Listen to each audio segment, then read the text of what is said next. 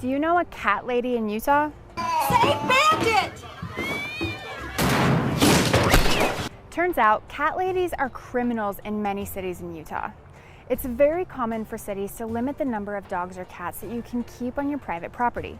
A common number is 2, and a person who has 3 dogs or cats, for example, would suddenly find themselves breaking the law. These laws are imposed under the argument that many animals would create a nuisance for neighbors, so cities feel it's reasonable to enact these arbitrary limits. They're wrong.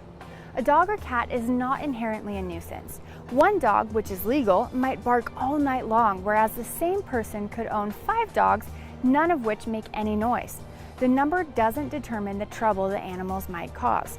And no city limits the number of children that a family can have.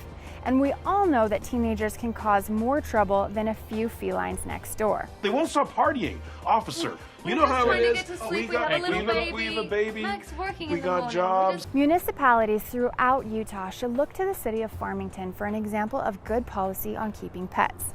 Farmington's law says that all animals must be kept and maintained in such a manner so as not to degrade the health, safety, noise, odor, or sanitation environment of persons dwelling on neighboring lots.